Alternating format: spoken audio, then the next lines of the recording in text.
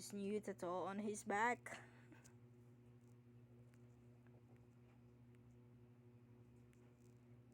From Korea.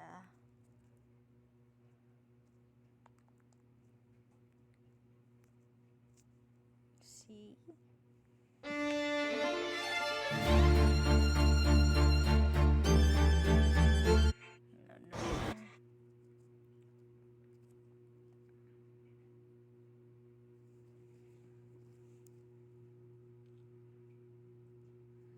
Are you so excited?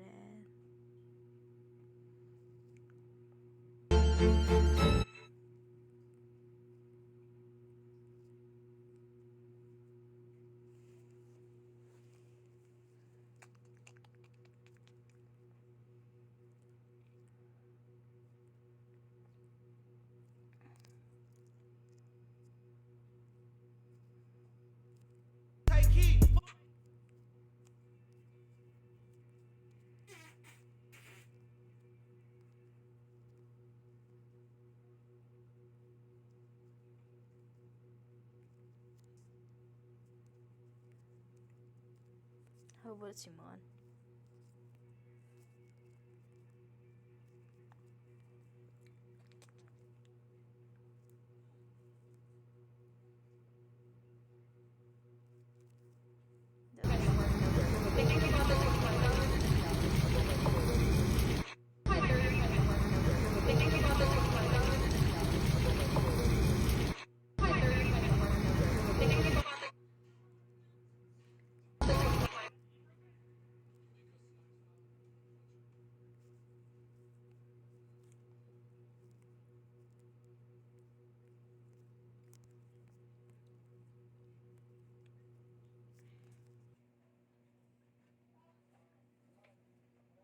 Mum's hands and saw they were a mess. First, what is our message?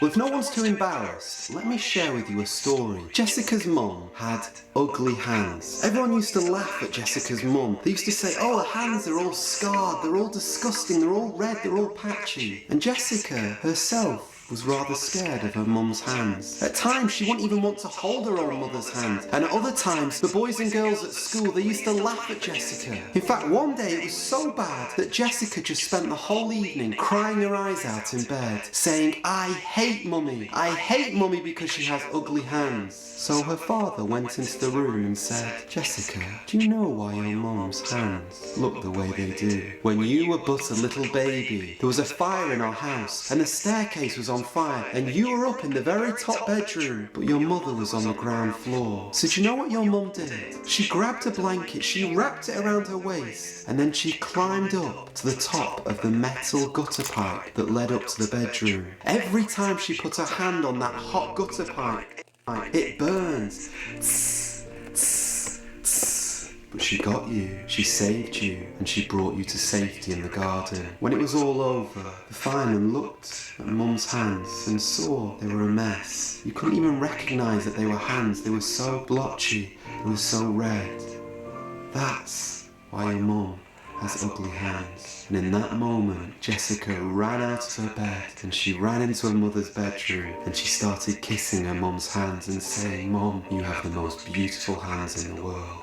And our message is exactly the same. To the people of the world, they look at Jesus Christ's pierced hands and they see them as ugly. But to those who know the truth, we think they are the most beautiful hands in the world. Those hands were pierced, they had nails through them. For all the times that your hands have hurt people, have done cruel, nasty things. He also had his feet pierced. His feet had nails driven through them. For all the times that your feet have walked to places you know you should not be, but you stayed there, even though your conscience was telling you to get out. And Jesus Christ, he had his brow pierced. He wore a crown of thorns for all the times that your mind has thought evil things, your mind has thought rude things, shameful things. There the Son of God, the Lord Jesus Christ, suffered on that cross to rescue us. Because just like that little baby up in that top bedroom, you and I are helpless. We will die in our sins and we need saving. We need rescuing. And that's what Jesus did on the cross. But our message doesn't end there. Yes, after Jesus died, he was buried. After he suffered on the cross, the substitute for our sin, there he was. He stood there in our place where we should have stood, paying the debt that we could never pay, enduring the wrath of God. After all of that, when he was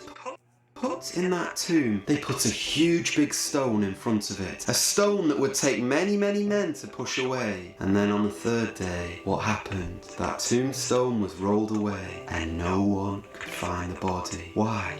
Because Jesus had risen from the grave. And there he stood in front of 500 witnesses, proving to people that he really could back up what he said previously. What did he say previously? I am the resurrection and the life. He who believes in me, though he may die. So many distractions. What actually happens is God puts your real life in your imagination.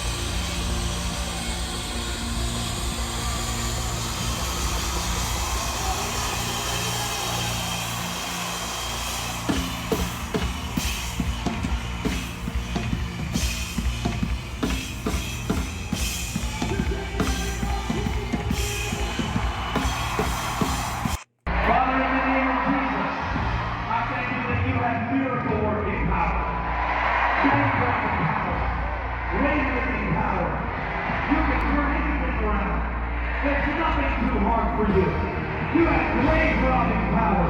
You have death-defying power. You have sickness-healing power.